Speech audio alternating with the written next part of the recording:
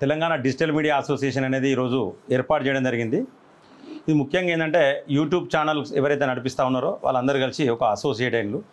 దాంట్లో ముఖ్యంగా ఏంటంటే ఈరోజు ఒక 15 మంది ఛానల్స్ వచ్చినాయి. ఆ 15 మందిని కూడా ఒక నామమాత్రంగా అంటే టెంపరీగా తాత్కాలికంగా ఒక కమిటీ వేయడం జరిగింది. ఇది 3 నెలల పాటు పనిచేస్తుంది ఈ కమిటీ. సో ఈ తర్వాత నెక్స్ట్ పూర్తి స్థాయి కమిటీ అనేది దీని తర్వాత 3 నెలల తర్వాత పూర్తి స్థాయి కమిటీ ఇస్తాం. సో మెంబర్షిప్ డ్రైవ్ అనేది జరుగుతూ ఉంటుంది. ఇప్పుడు ముఖ్యంగా ఏంటంటే దీనికి అధ్యక్షులుగా దాసరి శ్రీనివాస్ గారిని ఈ యొక్క కాలేజీ టీవీ యజమాని దాసరి శ్రీనివాస్ గారిని అధ్యక్షుడిగా పెట్టిండ్రు. నేను పొలిటికల్ వైబ్స్ నుంచి వెళ్ళి జనరల్ సెక్రటరీగా పుప్పాల రజనీకాంత్ నా పేరు, నేను జనరల్ సెక్రటరీగా ఉన్నా.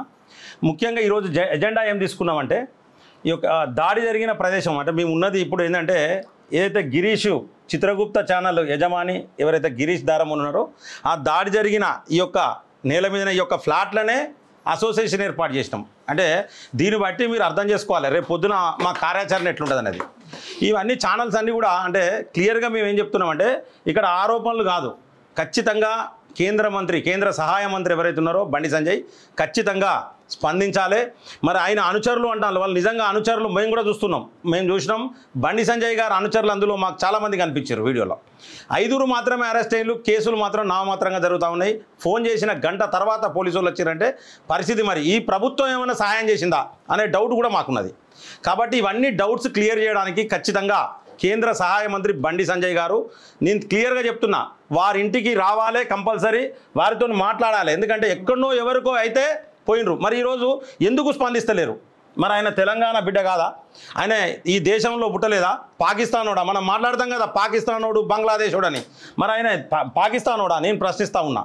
ఖచ్చితంగా గిరీష్ దారమోనికి కేంద్ర సహాయ మంత్రి బండి సంజయ్ గారు ఖచ్చితంగా క్షమాపణ చెప్పాల్సింది. ఎందుకంటే తప్పదు, ఇక్కడ క్లియర్గా వారి పేరే వినిపిస్తుంది, వారు స్పందిస్తలేరు, మరి నాకు సంబంధం లేదని కూడా చెప్పట్లేదు. కాబట్టి ఖచ్చితంగా నేను డిమాండ్ చేస్తూ ఉన్నా. ఎందుకంటే ఒక అసోసియేషన్లో ప్రధాన కార్యదర్శిగా ఎన్నికైన తర్వాత ఖచ్చితంగా నేను ప్రశ్నిస్తూ ఉన్నా. కేంద్ర సహాయ మంత్రి బండి సంజయ్ గారు గిరీష్ దారమోని కుటుంబం మొత్తానికి కూడా ఖచ్చితంగా సారీ చెప్పాలి. లేకపోతే మా యొక్క భవిష్యత్తు కార్యాచరణ అనేది మరొక వారం రోజులలో మేము ఖచ్చితంగా మా భవిష్యత్తు కార్యాచరణ ప్రకటిస్తాం. అలాగే ఈ యొక్క అసోసియేషన్కు అడ్వైజర్లుగా బక్క జడ్సన్ గారు అలాగే అశోక్ సారు ఉన్నారు. నెక్స్ట్ ఉపాధ్యక్షులుగా శ్రావ్య గారు, రంజిత్ రెడ్డి, మహిపాల్ యాదవ్ ఉన్నారు. జాయింట్ సెక్రటరీగా క్రాంతి, అలాగే మన తిరుపతి ఉన్నారు. ఎగ్జిక్యూటివ్ మెంబర్స్గా మహేష్ గాడ్సే, అలాగే మిగతా సభ్యులందరూ కూడా ఉన్నారు. సో ముఖ్యంగా ఏంటంటే ఇప్పుడు ఈ యొక్క చాలామంది ఛానల్స్ రాలేదు, ఇక్కడికి చాలామంది ఛానల్స్ యజమానులు రాలేదు. వాళ్ళందరినీ కూడా మేము కమ్యూనికేట్ చేస్తాం. ఈ వారం రోజులలో అందరినీ కమ్యూనికేట్ చేస్తాం, అందరినీ కూడా ఈ యొక్క కమిటీలోకి తీసుకుంటాం మంచిగా పనిచేసే వాళ్ళని. ఎందుకంటే ముందు అడుగైతే ఇక్కడ నుండే వేసినాం. ఎక్కడైతే దాడి జరిగిందో ఒక యూట్యూబ్ ఛానల్ యజమాని మీద ఎక్కడైతే దాడి జరిగిందో అక్కడి నుండే వేసినాం. దయచేసి ప్రతి ఒక్కరు ప్రజలు కూడా మాకు మీ సంపూర్ణ మద్దతు తెలపాలి. ఏ శాటిలైట్ల ఛానళ్ళలో రాని వార్తలు కూడా ఇక్కడున్న యూట్యూబ్ ఛానల్ యజమానులు అందరూ కూడా ధైర్యంగా ఆ ఛానల్ ద్వారా ప్రజలకు అందిస్తూ ఉన్నారు. ఇంత చాలా వార్తలు కూడా ఈ యొక్క శాటిలైట్ ఛానల్స్ కొన్ని ఉన్నాయి, మొన్న మాట్లాడిండు. దీని మీద కూడా ఖచ్చితంగా మేము ప్రత్యేక కార్యాచరణ రూపొందిస్తాం.